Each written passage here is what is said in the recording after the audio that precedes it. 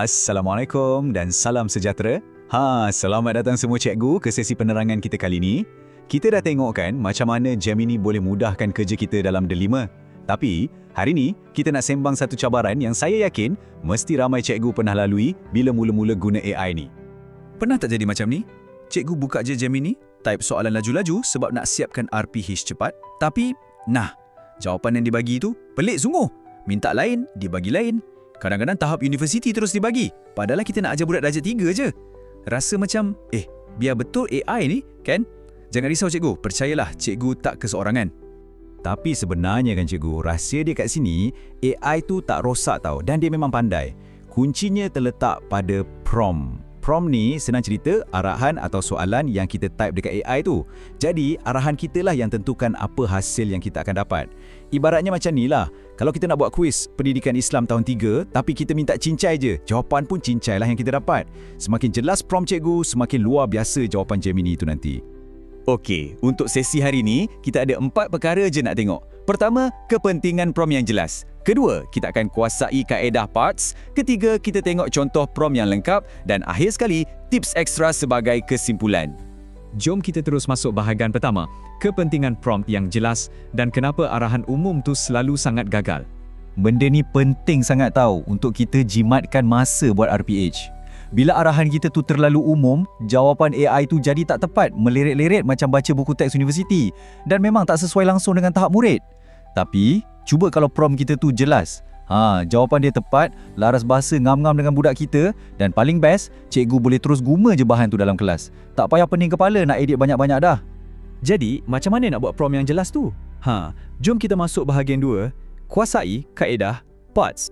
Kaedah parts ni ibarat senjata rahsia untuk cikgu tau. Dia tolong cikgu susun prompt supaya jadi lebih mudah, berstruktur dan confirm efektif.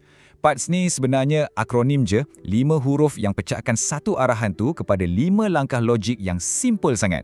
Huruf pertama P. P ni untuk persona. Maksudnya, kita bagi watak atau peranan dekat AI tu. Contohnya kita type, anda ialah seorang guru pendidikan Islam sekolah rendah. Bila kita set watak secara profesional macam ni, kita kunci otak AI tu supaya dia tak jawab macam profesor kat universiti, tapi dia akan respons macam rakan guru kita yang memang arif sangat pasal silibus sekolah rendah. Seterusnya, A untuk aim, objektif kita. Dekat sini, cikgu kena bagi tahu jelas-jelas apa tugasan dia. Contohnya, bina latihan tentang adab makan untuk murid tahun 3. Yang ni memang langkah paling kritikal. Lagi spesifik matlamat cikgu, lagi fokuslah AI tu cari idea dan hasilkan bahan yang betul-betul ngam dengan matlamat RPH cikgu tu. Lepas tu huruf R, recipients atau sasaran kita. Cikgu mesti bagi tahu siapa yang nak guna bahan tu. Contohnya, sasaran murid tahun 3 sekolah rendah. Bila kita bagi tahu secara spesifik, sasaran kita ni budak darjah 3, AI akan automatik ubah kosakata dan konsep dia supaya sesuai dengan tahap pemahaman anak-anak murid kita. Tak adalah diorang blur nanti kan? Okey, T pula untuk theme, iaitu tema ataupun gaya. Kat sinilah cikgu boleh curahkan segala kreativiti cikgu. Cikgu nak suasana kelas yang macam mana? Contohnya, cikgu letak gunakan bahasa mudah dan ceria. Jadikan aktiviti berbentuk permainan. Benda ni betul-betul game changer tau. Dari nota yang biasa-biasa, AI boleh tolong tukarkan jadi bahan yang sangat hidup, bertenaga dan buat budak-budak excited nak belajar. Akhir sekali, S untuk structure atau struktur. Cikgu nyatakan dengan jelas bentuk hasil yang cikgu nak. Cikgu boleh je minta kat AI tu bagi dalam bentuk jadual beserta jawapan atau buat senarai bullet point. Kenapa nak kena letak ni? Sebab bila kita dah tetapkan struktur, jawapan AI tu nanti akan keluar tersusun cantik dan kemas. Cikgu just copy, paste masuk dalam worksheet dan siap, boleh terus guna. Sekarang, jom kita tengok magics dia dalam bahagian ketiga, contoh prompt yang lengkap bila kita gabungkan semua rangka kerja parts tadi. Cuba cikgu tengok super prompt ni. Anda ialah guru pendidikan Islam sekolah rendah, bina 5 soalan kuis tentang adab makan untuk murid tahun 3 menggunakan bahasa mudah dan ceria dalam bentuk jadual beserta jawapan. Nampak tak perbezaan dia? Sangat mantap dan komprehensif. Dia mula dengan persona, diikuti aim, ada recipients, tambah lagi team dan akhir sekali structure yang jelas. Kalau nak bandingkan dengan sekadar type buat soalan adab makan, kualiti hasil dia nanti memang ibarat langit dengan bumi.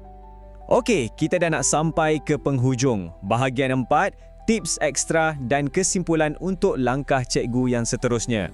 Ini ada pesanan ringkas sebelum kita habis. Pertama, pastikan ayat yang cikgu guna tu sentiasa jelas. Kedua, jangan lupa nyatakan tahun dan subjek. Ketiga, kalau nak pembetulan, tambah je arahan lagi kat AI tu. Dan yang paling penting sekali, sentiasalah semak semula jawapan AI tu sebelum diedarkan kat murid.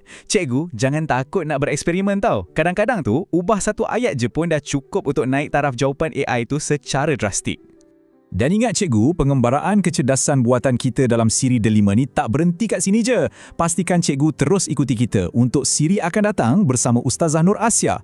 Kita nak bongkarkan kehebatan Canvas Gemini untuk buat game tanpa coding pun. Lepas tu ada Notebook LM di mana nota biasa boleh bertukar jadi AI pintar dan macam-macam lagi tips untuk bahan PDP yang pasti buat cikgu teruja. Jadi, kesimpulannya kat sini, lebih jelas prompt kita, lebih cemerlanglah hasil yang Gemini akan bagi. Kaedah PARTS wujud khas untuk senangkan tugas pendidik seumpama cikgu. Sekarang, saya nak tinggalkan cikgu dengan satu soalan. Apa prompt pertama yang cikgu akan tulis hari ini? Berbekalkan struktur PARTS yang cikgu baru je belajar tadi, saya yakin cikgu dah bersedia nak buat magic. Selamat mencuba AI dan teruskan cemerlang di dalam kelas, cikgu-cikgu hebat semua.